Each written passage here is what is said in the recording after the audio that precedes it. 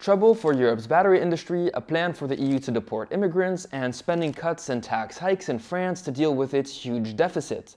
These are, in my opinion, the three main stories about Europe that we need to talk about today in this first episode of Last Week in Europe.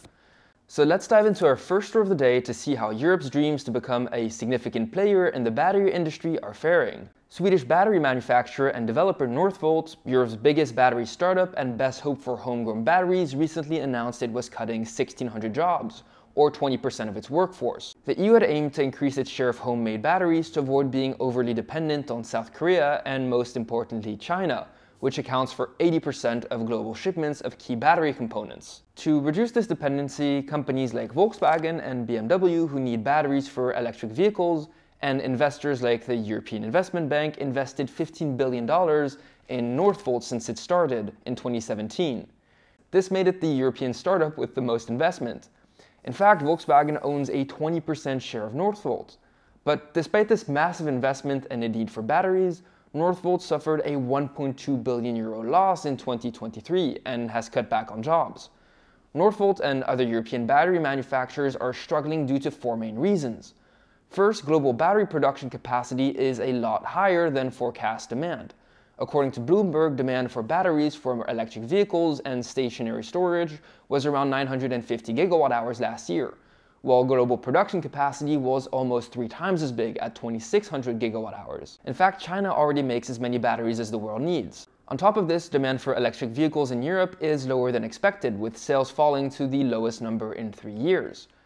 They're also struggling to keep up with the global competition. Chinese and Korean companies like CATL, BYD, and LG have been in business for decades and have more know-how and can scale up production easier.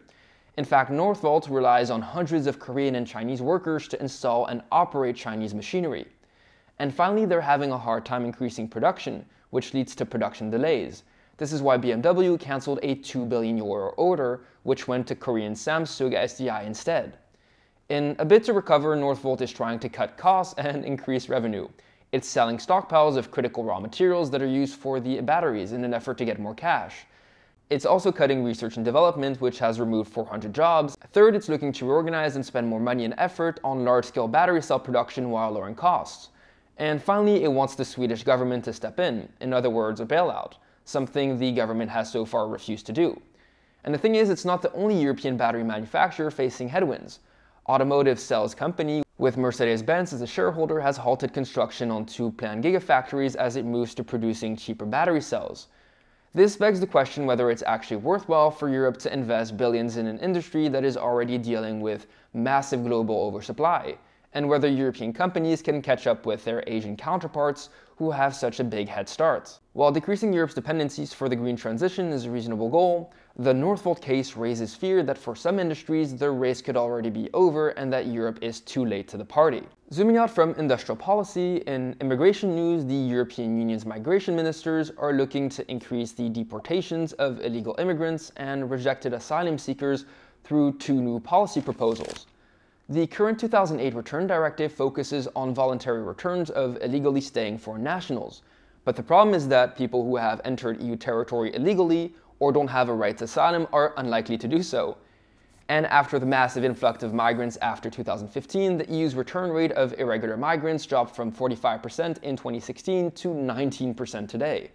This means that about 1.25 million non-EU nationals are in the EU illegally, at least according to the EU's own official estimates. To combat this issue, Austria and the Netherlands want to make sending illegal immigrants back easier. Their plan is about punishing illegal immigrants when they don't go back, putting pressure on countries of origin to cooperate, and simplifying the return procedures. This is why they've asked the European Commission, the EU's executive body, to draft new legislation. A big problem, however, will still be that countries of origin need to take people back, which they are barely doing so far. European countries could look to strong-arm them by conditioning development aid, trade agreements, and even potentially remittances to countries on taking back their citizens. But another point of criticism is about human rights concerns, which is why an update of the Return Directive has been stuck in the European Parliament since 2020. But with the support of 15 member states and the more right-wing European Parliament, which was voted in 2024, the law has more chances of passing. At the same time, the EU countries are discussing another plan to accelerate deportations, return hubs. Currently, asylum requests have to be processed in the countries that asylum seekers are applying to. In many European countries, this has led to overburdened processing centers where those asking asylum have to wait. But rejected asylum seekers that have to return often don't end up doing so. So migration ministers are talking about creating return hubs. These are basically centers outside of the EU where rejected asylum seekers would be sent to before deportation. These centers could be either in the country of origin or, as Italy has pioneered, in third countries. Under its agreement with Albania, Italy can send up 36,000 migrants each year who are from countries that Italy considers safe to processing centers in Albania. Proponents of the plan claim it would save lives by reducing the need for asylum seekers to make the dangerous journey to the European Union and speed up the return process. But like with the first proposal, the problem is that countries of origin still need to take their citizens back. Another criticism comes again from human rights organizations who fear that outsourcing asylum procedures could lead to human rights violations. While this approach was also rejected initially, with right-wing, tough-on-immigration parties in the European Parliament and in more European governments, these laws are likelier to pass. And European Commission President Ursula von der Leyen is open to return hubs and wants to draw lessons from the Italy-Albania deal. And if we move across the Alps for our next story, we will find that France has overtaken Italy as the EU's budgetary basket case.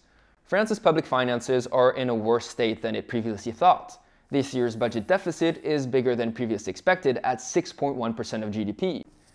With European budget rules setting the limit at 3%, the EU has launched an excessive deficit procedure against France, basically telling it to get its act together. And France's rising debt, which now sits at 110% of GDP last year, comes at a cost, with it having to pay 57 billion euros a year to pay for servicing of its debt. It has also led to credit ratings agencies lowering their credit ratings, which could raise France's borrowing costs even further. This is why reducing the deficit is the #1 priority for France's new Prime Minister, Michel Barnier. He has pledged to try and bring the deficit to 3%, but only by 2029. To improve its public finances, France has three main options. It could reduce public spending, which accounts for 55% of GDP, which is 10% higher than the state's income. Its main avenues are to cut back on social spending, which accounts for 43% of public expenditure and could involve limiting unemployment benefits or pensions. But since pensioners make up 25% of the population, any move against them could prove politically costly, and cuts likely to halt elsewhere. Alternatively, it could move to streamline bureaucracy and reduce the 6 million strong public service workforce. But those workers form another sizable voting bloc who currently enjoy job security and would likely strike. And as a third move, France could increase taxes, though France already has one of the world's highest tax pressures at 45%. So what is France going to do? Well, for its 2025 budget, the government has proposed a mix of spending cuts and tax increases to reduce the deficit to 5% of GDP next year. Cuts target welfare, health, local governments, and staff, and include 6,200 jobs cut across ministries and education, which is, to be fair, a tiny cut. Additionally, the government plans new exceptional and temporary taxes that will primarily affect large companies and the wealthy, including a tax increase for the top 0.3% of incomes and a 20% corporate tax on the country's billion-euro turnover companies. And there will also be additional taxes like those on electricity bills and plane tickets, which will impact all households. While the plan aims to spare the middle class, it will do little to alleviate the tax burden of the French people, while decreasing the provision of public services. And it remains to be seen whether this new course correction will actually work to fix France's public finances. And this was our third and final story for this episode. This is a new format that I'm trying out. It won't replace the deep dives that I currently do and enjoy, but since they're becoming longer and taking up more time, this new format will allow me to cover more stories and keep you up to date on the future of Europe. It's the first of 4 weekly videos that I'm doing as a pilot to see if there's interest.